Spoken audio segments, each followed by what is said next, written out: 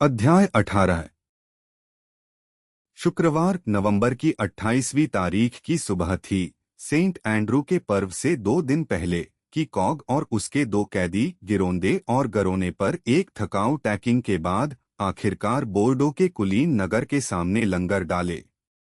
हैरानी और प्रशंसा के साथ एलेन ने बुलवार पर झुककर मस्तूलों के जंगल, चौड़ी घुमावदार धारा की छाती पर इधर से उधर दौड़ती नावों के झुंड और धूसर अर्धचंद्राकार नगर को देखा। अपनी शांत जिंदगी में उसने कभी इतना बड़ा शहर नहीं देखा था और न ही पूरे इंग्लैंड में लंदन को छोड़कर कोई था जो आकार या दौलत में इसका मुकाबला कर सके। यहाँ गरोने और डोरडॉगनी द्वारा सींचे गए सब सुंदर देशों का व्यापार आता था। दक्षिण के कपड़े, गायन की खालें, मैडॉक की वाइन, जिन्हें हाल, एक्स्टर, डार्टमाउथ, ब्रिस्टल या चेस्टर ले जाया जाता, इंग्लैंड की ऊन और ऊन खालों के बदले। यहाँ वे मशहूर गलाने और वेल्ड करने वाले भी रहते थे जिन्होंने बोर्डो के फौलाद को धरती पर सबसे भरोसेमंद बनाया था। तूफान अब एक कोमल हवा में बदल गया था जो प्राचीन किलेबंदियों से बजते लंबे खिंचे बिगुलों की आवाज उसके कानों तक लाती। होला, मो पेटी, तू अब एक स्क्वायर है और सुनहरी स्पर्श जीतने के काबिल, जबकि मैं अब भी मास्टर बोमैन हूं और मास्टर बोमैन ही रहूंगा। मेरी हिम्मत शायद ही है कि तुमसे उतनी आज़ादी से जीभ हिलाऊं जितना तब जब हम विल्वरली चेस के पास साथ चले थे, वरना मैं अब तुम्हारा मार्गदर्शक हो सकता था, क्योंकि सचमुच मैं बोर्डो के हर घर को उतना ही जानता हूं जितना कोई फ्रायर अपनी माला के दानों को। नहीं, एलवर्ड, तुम यह नहीं सोच सकते कि मैं इतना गुलाम हूं कि एक पुराने दोस्त को सिर्फ इसलिए छोड़ दूं क्योंकि मुझे अच्छी किस्मत का कुछ छोटा सा हिस्सा मिला है। मैं इसे नादयालुता से लेता हूं कि तुमने मेरे बारे में ऐसा बुरा सोचा। नहीं, मोगार, त्वस बस एक उड़ता तीर यह देखने को कि हवा सीधी बहती है या नहीं, हालांकि मैं इस पर संदेह करने वाला बदमाश होता। क्यों? अगर मैं तुमसे लिनहर्स्ट की सराय में न मिलता, एलवर्ड, कौन कह सकता है कि मैं अब कहाँ होता? निश्चित रूप से मैं ट्वाइनहम कैसल नहीं गया होता, नहीं सर नाइजल का स्क्वायर बना होता, नहीं मिला होता। वह अचानक रुका और अपने बालों तक लाल हो गया, लेकिन तीरंदाज अपने विचारों में इतना व्यस्त था कि उसने अपने जवान साथी की शर्मिंदगी पर ध्यान नहीं दिया। यह एक अच्छी सराय थी, वह पाइड मर्लिन वाली, अपनी 10 उंगली हड्डियों की कसम। जब मैं धनुष कील पर टांगू और अपनी ब्रिगेंडाइन को अंगरखे से बदलूं, तो मैं उस डेम और उसके कारोबार को लेने से बुरा कर सकता हूं। मैंने सोचा कि तुम्हारी क्रिस्टचर्च में किसी से सगाई थी। 3 से। मुझे डर है कि मैं क्रिस्टचर्च वापस न जा सकूं। मुझे हैम्पशिर में उससे ज्यादा गर्म सेवा देखने का मौका मिल सकता है जितनी मैंने कभी गैस्कॉनी में की। लेकिन अब देखो केंद्र में उस ऊंची बुर्ज को जो नदी से पीछे खड़ी है और जिसके शिखर पर एक चौड़ा झंडा है। देखो उगता सूरज उस पर पूरी तरह चमकता है और सुनहरे शेरों पर जगमगाता है। यह इंग्लैंड का शाही झंडा है, राजकुमार के लेबल से काटा हुआ। वहाँ वह सेंट एंड्रू के एबी में रहते हैं। उसके बगल में उसी संत का मिंस्टर है जिसने इस नगर को अपनी बहुत खास देखभाल में रखा है। सर नाइजल डेक पर आए। मुझे भरोसा है, आइलवार्ड, कि आदमी उतरने के लिए तैयार है। जाओ उन्हें बताओ कि नावें 1 घंटे के भीतर उनके लिए होंगी। सर नाइजल और सर ओलिवर पूप पर साथ साथ टहलते रहे।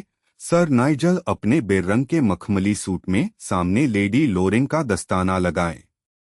जोशीला नाइट जैतूनी हरे रंग के नवीनतम फैशन में था। एक बार फिर, सर ओलिवर, हम खुद को सम्मान के दरवाजे पर पाते हैं। वहाँ राजकुमार का झंडा उड़ता है और अच्छा होगा कि हम जल्दी किनारे उतरे और उन्हें अपना सम्मान अर्पित करें। पश्चिमी फाटक के पास एक अच्छी सराय है जो मसालेदार मुर्गियों के स्टू के लिए मशहूर है। हम राजकुमार के पास जाने से पहले अपनी भूख की धार कम कर सकते हैं, क्योंकि हालांकि उनकी मेजें दमिश्क और चांदी से सजी होती है, वह खुद कोई खाने पीने वाले नहीं है और उन लोगों के लिए कोई हमदर्दी नहीं रखते जो उनसे बेहतर है। उनसे बेहतर। ट्रेंचवा के सामने उनसे बेहतर, लड़के। देशद्रोह मत सूंघो जहां कोई मतलब नहीं।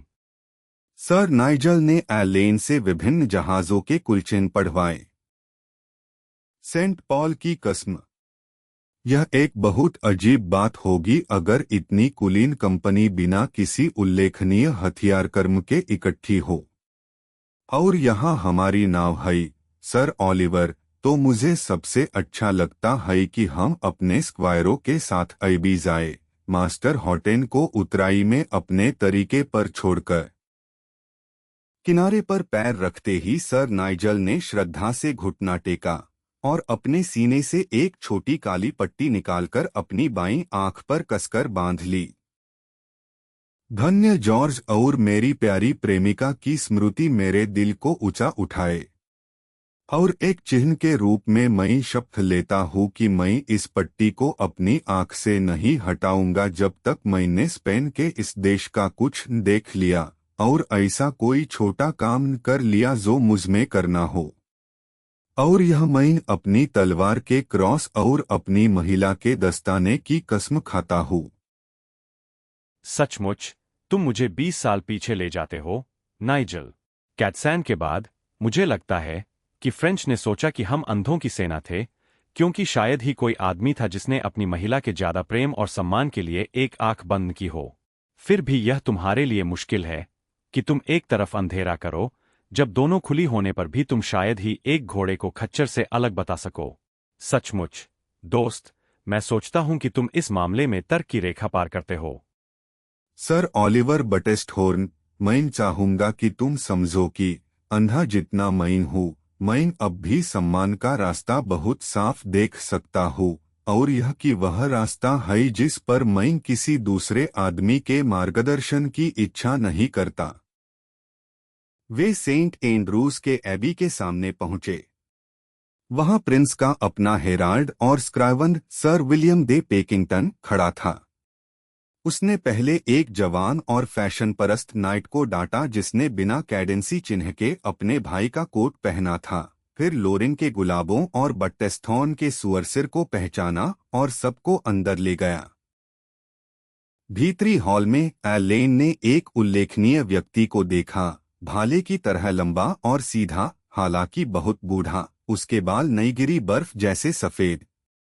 उसका चेहरा पुराने जख्मों से विकृत था और एक आंख गायब थी।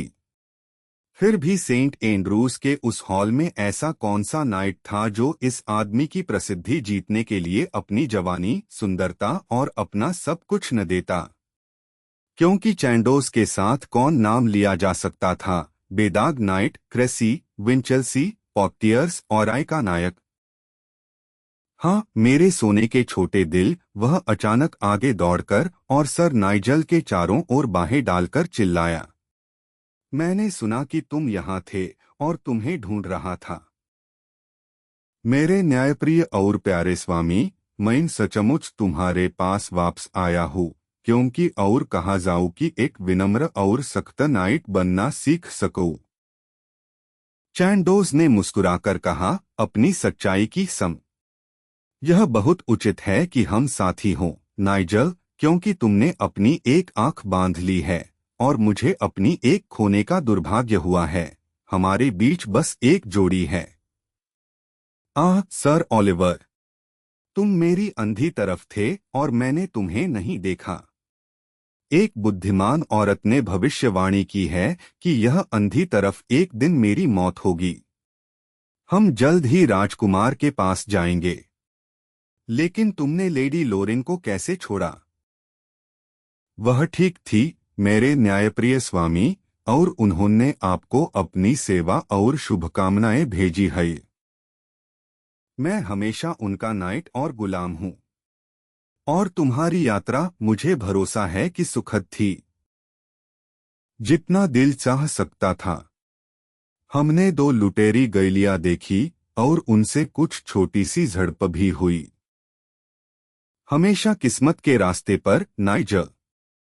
हमें यह कहानी जल्द ही सुननी होगी। लेकिन मुझे लगता है बेहतर होगा कि तुम अपने स्क्वायर छोड़ो और मेरे साथ आओ, क्योंकि राजकुमार चाहे कितने ही दबाव में हो, मुझे बहुत यकीन है कि वह दो पुराने साथियों को दरवाजे की दूसरी तरफ रखना पसंद नहीं करेंगे। ऐसा कहकर वह अंदरूनी कक्ष की तरफ रास्ता दिखाने लगा। दोनों साथी उसकी एड़ियों पर करीब से चलते